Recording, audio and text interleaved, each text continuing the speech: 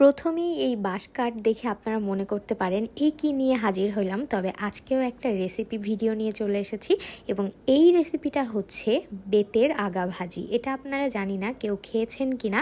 এটা হচ্ছে গ্রাম বাংলার একটা খাবার। যদি কেউ টেস্ট করে থাকেন কখনো আমাকে কিন্তু কমেন্ট করে জানাতে একদমই ভুলবেন না। আপনারা কিন্তু ঠিকই শুনেছেন, বেত ভাজি মানে যে বেত দিয়ে মানুষকে আঘাত করা হয় সেই বেত কিন্তু খাওয়াও যায়। তাহলে চলেন ভিডিও শুরু করা যাক। এই যে দেখেন, এটা হচ্ছে বেতের আগা থেকে এরকম ভেঙে নিয়ে আসতে হয় আর এটাতে প্রচুর কাটা থাকে। এটা যেহেতু কাটা থাকে এটা কাটতেও অনেক কষ্ট হয়। এই যে দেখেন, গাটা দেখলে আপনারা বুঝতে পারবেন। এবং এটা টোটালি ছিলে ছিলে এর ভেতর থেকে সাদা একটা অংশ বের করা হয়। এই যে দেখেন, এইটাই হচ্ছে একদম আগার অংশটা, যেটা কিনা নরম থাকে। আর এটাকে হচ্ছে খুব সুন্দর মতো কুচাতে হয়। কুচিয়ে ঝাল পেঁয়াজ রসুন দিয়ে বেশি করে তেল দিয়ে ভাজি করতে হয়। পুরো ভিডিও যদি আপনারা দেখেন তাহলে বুঝতে পারবেন।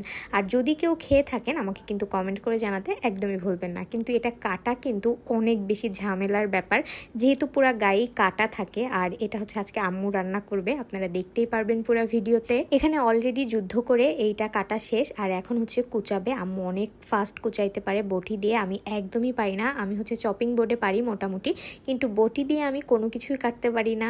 আর এদিকে দেখেন আমার আম্মু এত চিকুন জিনিসও কি সুন্দর করে কুচিয়ে নিচ্ছে। এটাকে পুরোপুরি এভাবে করে কুচিয়ে নিতে হবে। আর এই খাবারটা কিন্তু একটু তিতো তিতো, কিন্তু এটা কিন্তু শরীরের জন্য অনেক অনেক অনেক ভালো। আমি শুনেছি অনেক হেল্পফুল। আর গ্রাম বাংলার মানুষ কিন্তু আগে নাকি জ্বর টর হইলে এই খাবারগুলা খাইতো মুখে রুচি আনার জন্য। এই ভিডিওটা না অনেক দিন আগের। মাঝে আমার এত পরিমাণ জ্বর হয়েছিল, তো আব্বু কোন গ্রামে গিয়েছিল আল্লাহ জানে, সেখান থেকে এটা নিয়ে আসছিল।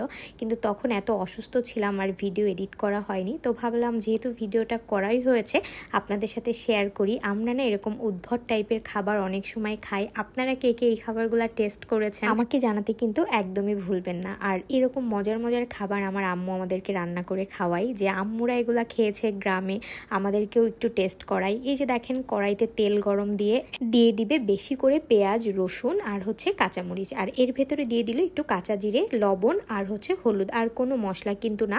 আর ওই যে বেতটাকে কুচিয়ে রেখেছিল ওইটা ধুয়ে নেওয়া হয়েছে। এইবার হচ্ছে শুধু পালাকি করতে হবে, শুধুমাত্র এটাকে খুব সুন্দরভাবে আস্তে ধীরে নাড়তে হবে। আর কোনো ঝামেলা নাই। এটা আপনারা নিজেরাই বুঝতে পারবেন, ভাজি ভাজি হয়ে যাবে। এটা কিছুটা একদম মোচার মতো হয়ে যায়। কলার মোচা তো আপনারা সবাই খেয়েছেন কম বেশি, ওই রকমই দেখা যাবে। কিন্তু খাওয়ার টাইমে আপনারা বুঝতে পারবেন এটা কলার মোচার মতো টেস্ট না। এটা কিন্তু বেশ তিতো তিতো। আর তিতো খাবার অনেকের পছন্দ না, কিন্তু উস্তে জিনিসটা আমার অনেক ভালো লাগে। আর এই খাবারটা আমার বেশ ভালো লেগেছিল। মুখে একদমই রুচি ছিল না, ওই যে বললাম জ্বর হয়েছিল, কিন্তু এটা দিয়ে ভাত খেতে বেশ মজা লেগেছিল। একটু তিতো তিতো, কিন্তু ফ্লেভারটা আমার কাছে ভালোই লেগেছে। আপনারা কে কে এই বেত ভাজি খেয়েছেন আমাকে কিন্তু কমেন্ট করে জানাবেন। শুনতে একটু অন্যরকম লাগতে পারে, ওই যে বললাম যে বেত দিয়ে আঘাত করা হয় সেই বেতই কিন্তু খাওয়া যায়, মানে এই ব্যাপারটা একটু অন্যরকম না বলেন? আর সত্যি কথা বলতে এরকম পুরাতন দিনের খাবার আমার খাইতে খুবই ভালো লাগে, নিজের এক্সপিরিয়েন্স নিতেও ভালো লাগে। আর ছোটবেলায় যেরকম আমার আম্মুরা বলে এই খেয়েছি ওই খেয়েছি, আমিও বলতে পারবো।